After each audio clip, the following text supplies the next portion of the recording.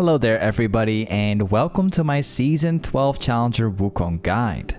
What you're able to expect from this video are the best runes, build, skill order, and summoner spells, as well as an explanation towards laning phase, early game, mid late game, team fighting, and also a gameplay commentary. Now let's start off with the runes for Wukong. There are currently 4 rune pages that you want to be using in Season 12. The first rune page includes Conquer with Biscuit Delivery and Time Warp Tonic. This one is going to be the main rune page that you want to run because it gives you a lot of sustain in the early game, which makes you really strong in lane and can typically be played against any kind of matchup. The second rune page includes Conquer with Boneplate and Overgrowth. This is the rune page you want to run whenever you are facing off an extremely hard bruiser matchup. The third rune page I recommend is very similar to the second one, however this one includes Second Wind with Overgrowth, and you want to pick this rune page into extremely hard ranged poking matchups. Lastly, for the fourth rune page, this one includes Boneplate and Unflinching in the secondary and should always be picked into very hard enemy CC team comps. Now let's move on to the build of Wukong, starting off with the starter items first. I always recommend Corrupting Pot as your main starter item whenever you are using a rune that includes Biscuits and Time Warp Tonic. This combination gives you so much sustain in lane, it makes you extremely powerful in the early game. You can typically run this against all matchups. Next, I recommend Dorn Shield if you are facing extremely hard ranged poking matchups. If you are facing off extremely hard bruiser matchups, this is where you want to go with Dorn's Blade instead. As for the boots, you always want to run steel caps into AD matchups, and especially when the full enemy team comp is based on full AD. If you are facing off an AP matchup or playing against a team based on heavy stunts or simply CC in general, this is where you want to go with mercs instead. As for the full builds, there are 5 builds that you want to make use of. The first full build includes Divine Summoner and Hydra, and you want to run this item set whenever you are extremely far ahead in the game and about to carry. The second build is very similar, but this one includes Chainsword instead. This is the perfect build to run into enemy team comps with a ton of healing. The third build is once again similar, however this is the regular build of Wukong, and this item set works perfectly into tankier team comps. The fourth build includes Divine Summoner with Mercs and Maw. You want to run this item set against heavy AP team comps. Lastly, we have the Trinity Force build in combination with Hydra. This build is meant to snowball with and is always used against enemy team comps without any tanks in it. Now, moving on to the skill order, you always want to max your Q first, then your E, and then your W. For the summoner spells, you always want to take Teleport and Flash every single game. Now moving on to the laning phase of Wukong, it's crucial to have the wave in the good position. Usually you want to play as close to your tower as possible, and whenever your opponent is trying to move up for a CS or just a farm, you specifically want to use that moment to drop your combo down and then backing off. You also want to look into building up the creep wave. The bigger and larger your creep wave is going to be, the stronger you become, and you do this by slow pushing the wave. If you consistently focus on short trading and building waves, you'll eventually be able to create yourself an opportunity to all in your opponent with your ultimate, and then this will be the way how you can snowball as Wukong. Positioning the wave and building creep wave is crucial on Wukong because this allows for much better opportunities to short trade your opponent. Now moving on to the mid-late game of Wukong, this champion needs to be played as a split pusher. You constantly want to be pressuring the side lanes, constantly pushing down the wave and taking their enemy jungle camps. Whenever you get the chance, push down the lane and flank the enemy team on the back so that you can outnumber the enemy team and make some serious plays. Whenever your TP is down, you still want to split push on Wukong. However, whenever the dragon or baron is up, make sure to be there. As for team fighting with Wukong, it's crucial that you constantly push out your damage and then back out and then going back in again. You're kind of playing Wukong as an AD carry in team fights, where you're constantly just going back and forth, dishing out your damage and then going back into a safe position. With your ultimate as Wukong, you want to try to hit as many targets as you can so you can dish out the maximum amount of CC and damage. You also want to prioritize killing the enemy carries above tanks in the game, because Wukong has the abilities to easily catch up to the carries and being able to delete them in an instant. Now with everything said, let's get into a gameplay commentary and I will teach you guys exactly on how to play Wukong top lane. Alright guys, today I'm going to teach you guys how to play Wukong top lane in Season 12. So what you want to run as Wukong is Conquer, Triumph, Alacrity, Last Stand, Bone Plate, and you want to be going with Overgrowth. And along with this, we are also running Attack Speed with Adaptive, and we're taking Armor. Now for the matchup that we are running against, we have the Dorn's Blade. So typically you want to go for a Dorn Shield or Corrupting Pot into kind of range matchups, or matchups where you sustain, that's where you go for Corrupting Pot. But in Bruiser matchups, or matchups like the Riven one, is where you're going to go for Dorn's Blade. Now, honestly, this is like one of the more favorite matchups right here. There's a lot of skill involved into this one. There we go. I'm gonna use my pod here. The trick against Riven is to get the push right away. If you're not getting the push, then just leaving it and letting it push through the tower is fine as well. The trick with Wukong is that you kind of take it easy at level 1 and 2, and when you specifically reach level 3 is when you can start making some huge plays, because you can actively use your W to outplay. So level 1 and 2 really depends. If you can get the pressure right away, take it. If you can't, then just leave it be. Show me the path. Seems like she's taking the slow push against me. We can't go for the EQ, obviously, because Riven's going to go for the all-in, which he will definitely win. Every mistake is okay. So we're just taking it easy. I'm not going to drop a Q down. Like usually in certain matchups, you can drop your Q down in cases like this, but if we get a little bit too close to Riven, then she can basically pop the full combo, so we're just avoiding that stuff. What likely might happen is that Riven will go back to base after this one. There's a fair chance that he will. Okay. Yep, she's gonna go back to base, which is fine. He'll probably come back with a longsword at like 2 pots, probably. We've got Viego top side. Alright. Like a couple things that you need to know about Wukong. The pre-6 can be very, very strong in certain matchups. Like, think about ranged matchups where you can consistently, like, EQ or W. Like, Wukong is the perfect champion to play into any matchup that is ranged. So, like, think about KO as an example, right? Whenever you play against a KO, you can just always spam the combo. Also, other champions like Cannon is another great example.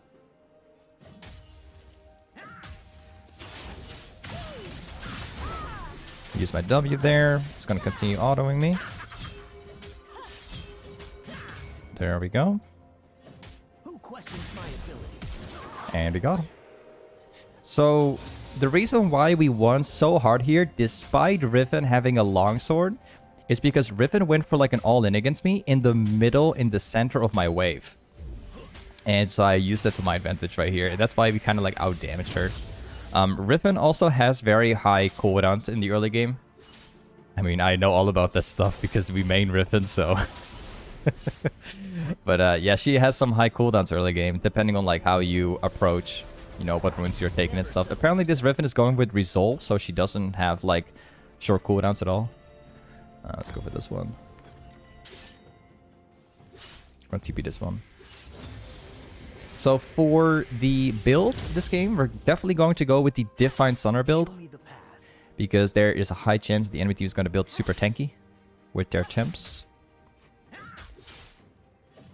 Vi's currently in bot lane.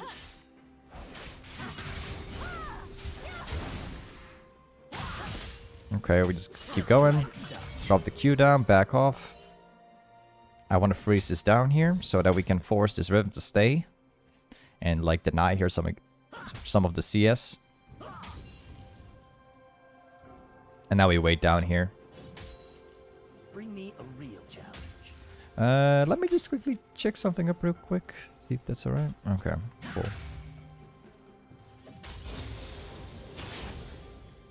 Yeah, this Riven is pretty much finished already. If she goes back to base now, she will come back with a new item, but in return, I can stack the wave up, and it's gonna be in my favor anyways.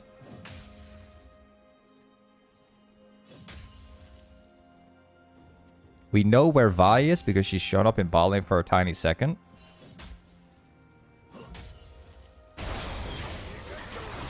Okay, cool.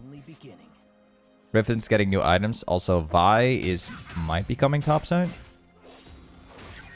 I think that she's coming topside. This will be a tricky one because we know that Vi is coming topside now.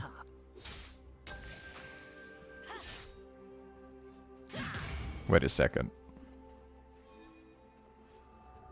I got a good feeling that Vi is down here currently.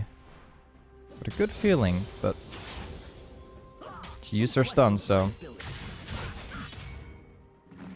we do have Viego topside, so in case of Vi coming down here, we're gonna be okay.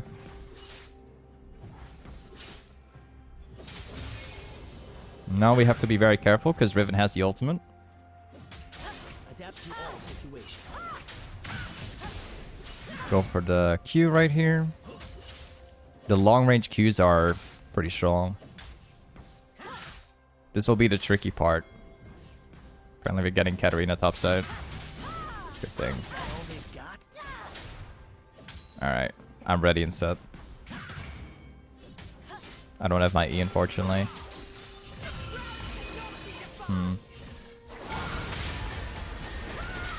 Woo. She gets away with that stuff. She had like 10 HP or something.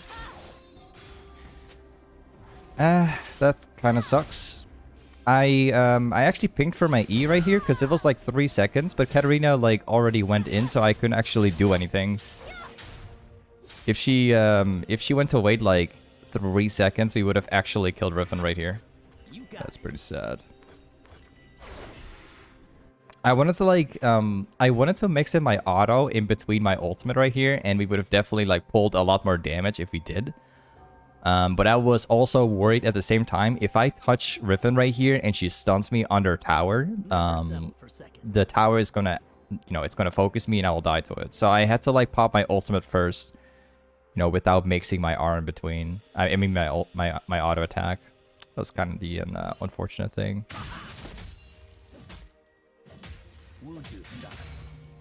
Alright. I have to slow push again. She has lethality, apparently. Vi's currently on Drake, so we don't have to place a ward down.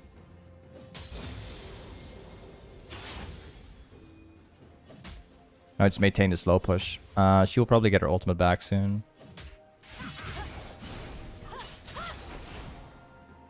We're just gonna spam Q, like every single time that she goes for a CS, we're gonna be dropping the Q down to trade her. Like there's 2 ways to trade. You could either just spam E auto Q, or you can just use your Q for like a long range one. Like that. My journey's only beginning. We're gonna use my Q again. We know where Vi is. Okay, we got like 1 pod remaining as well. Got my ultimate now too. I got this. Should we go for that CS over there? She will be looking into trading me now. So you can kind of like get the idea of like how trading works with Wukong. Wait a second.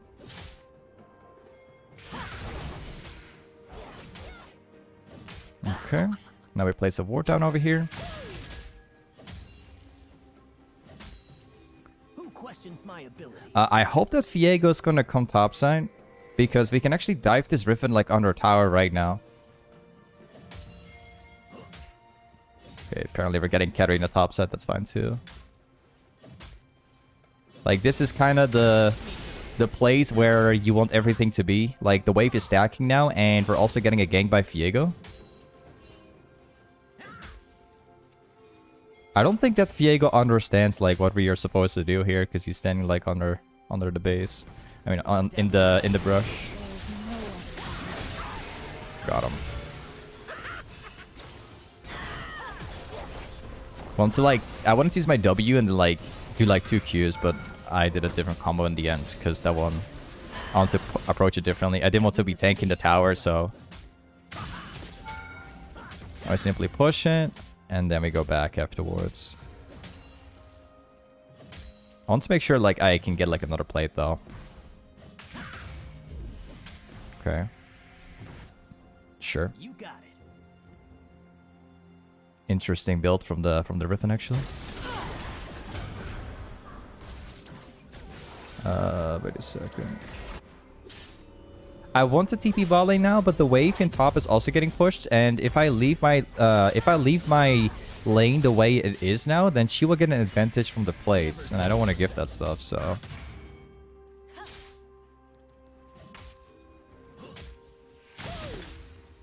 Alright, this is perfect. Now we simply hold it.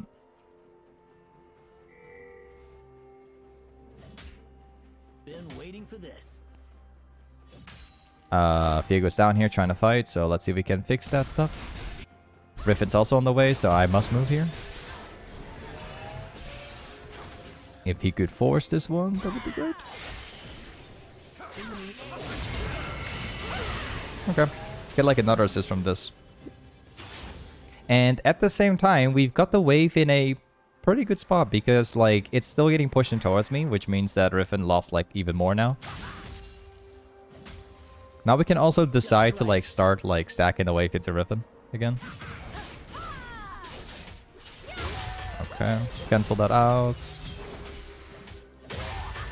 I'm gonna hold my my E right there. There we go. I could have mixed it like another auto in between. Like, there's one auto I've cancelled. I was thinking about using my ultimate, like, in combination with my W, like, a lot earlier, but I wanted to cancel out the third Q from Riven so that she would not be able to hit it. So I had to use my ultimate earlier.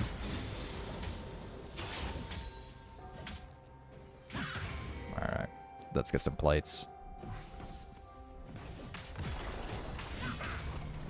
So now we're going to get about 2 more. Awesome. Gonna get the final one. I want to get the whole tower actually, but we have to be very careful about Vi. Got it. Alright, now we just go back.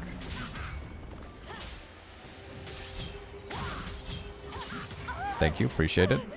The Riven thought that she couldn't beat me because I had no mana.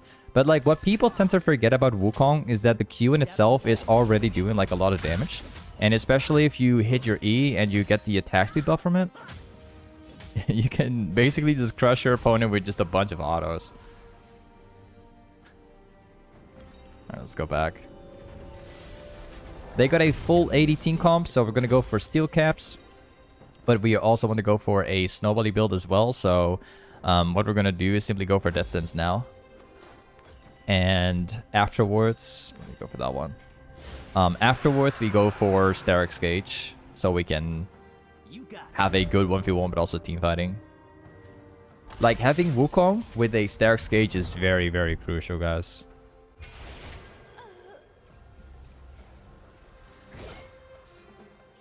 Let's farm up this one, then we go topside again, and we're gonna force that rhythm.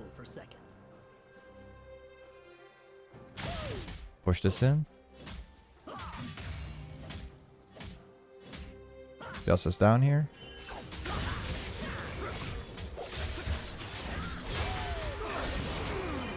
Got you.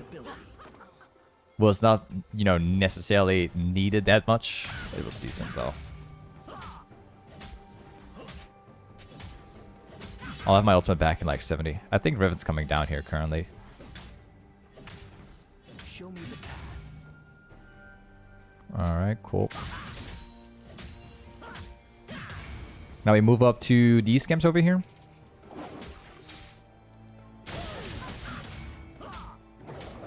Thank you. Blue buff is spawning very soon. Thank you. Let's get this one. I think that she will try to stop it.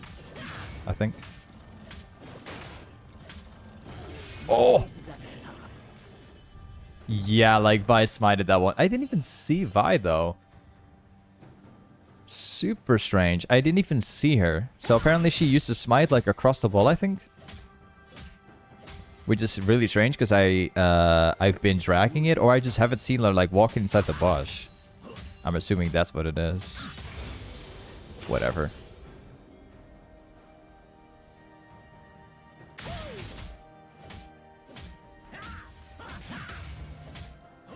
Nice. And now we go back. Yeah, that's like the unfortunate thing. I originally wanted to get the blue buff so I can consistently like spam my EQ over and over without having to worry, but now I have to go back because I have no mana anymore. There we go. We're gonna go top lane again, but this time we have TP up in about 10 seconds. So we're gonna use that to roam down bot lane and hopefully get this cast at them because they're always overextending. Adapt to all situations. Hey, quick mention also, Latter Day Meme. Hey, thank you for the reset prime of 2 months. Yo, thanks for the amazing content. Hey, no problem, man. Thank you for the prime.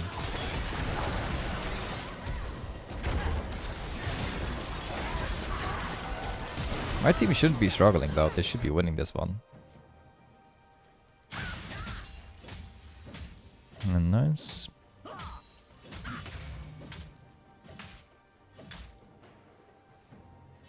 Now we go back to... Well, we're gonna make a change here. Wait a second. I love how Maokai's like going back to lane, so which means that we can just kill them all here. Where's she going? She's not going this way.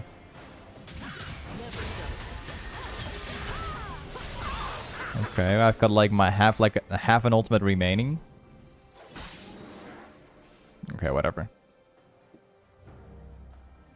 Let's go back to mid. We're gonna push this out all the way, and then we're gonna get my death stance.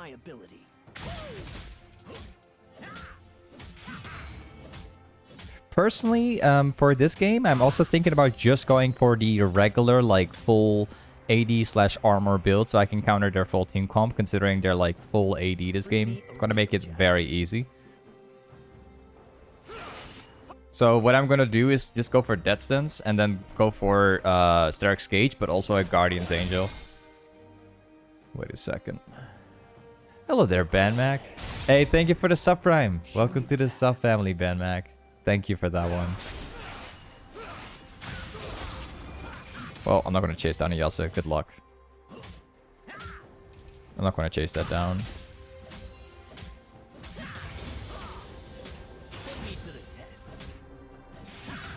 There we go. Let's push one more wave and then we go back after. Got to keep in mind that Vi could be topside. Fair chance.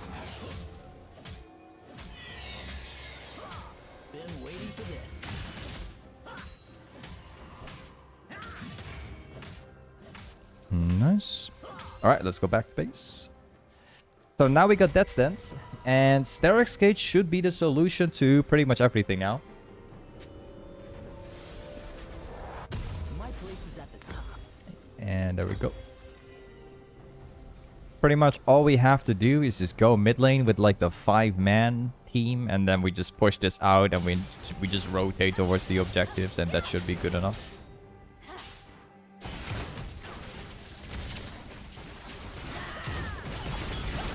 To all situations. Push the next one.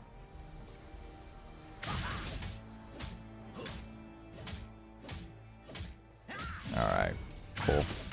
I wish I could get the blue buff. It's spawning in like 1 minute. Want to try to steal it from the enemy. Let's take this camp. Okay, so apparently they go for a surrender.